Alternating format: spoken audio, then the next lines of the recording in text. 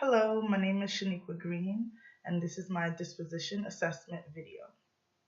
The first question asks about dispositions that I personally possess that make me a successful teacher. I believe that I am very compassionate and caring for children.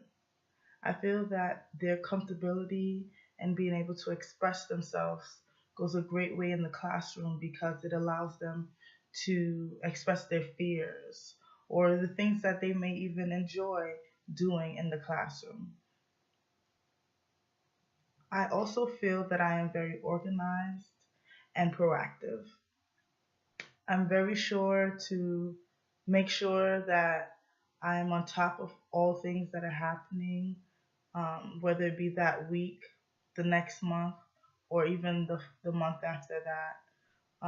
Knowing what to prepare myself for, whether it be a lesson or a school event, is very important in knowing how to execute different things, how to maneuver around it, how to make sure that everything is being done in the proper way because there was enough preparation done beforehand. I think I'm proactive in finding new ways to do things um, in the classroom and how to make those connections to home and bring those into the classroom. A aspect that I feel that I should work on growing is my ability to challenge students intellectually um, and allow them to explore challenging things. I think at times I may hinder um, their growth by saying, they just can't do that or they're not there yet.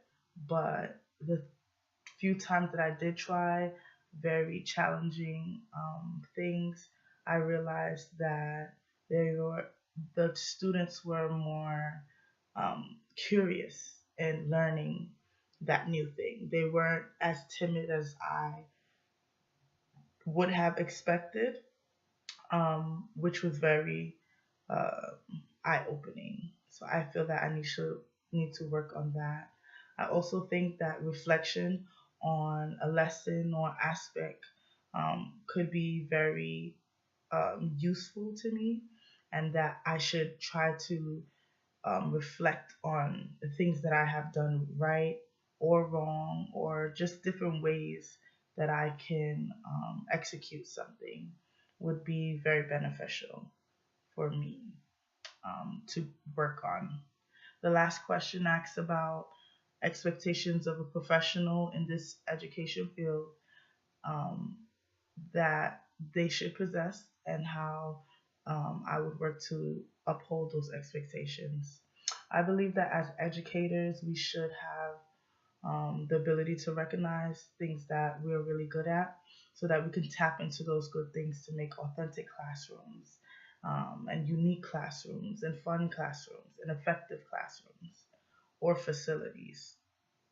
I feel that having patience is something that in early education one needs to possess because day in and day out, you're faced with challenging things or even great things that need to be dealt with in a good way in order to be positive for the child or the children that you're dealing with. And that takes a great deal of patience. Also, advocacy, I think, is very important in both a um, early education classroom and a special education classroom. Students need to um, be pushed in the right direction by the people that are teaching them and people that are facilitating them. We should be able to help them get to the level of knowledge that they need to get to. Um, and I have to constantly keep in mind that children can learn. All children can learn. It's just their way of learning needs to be tapped into in order for them to be successful.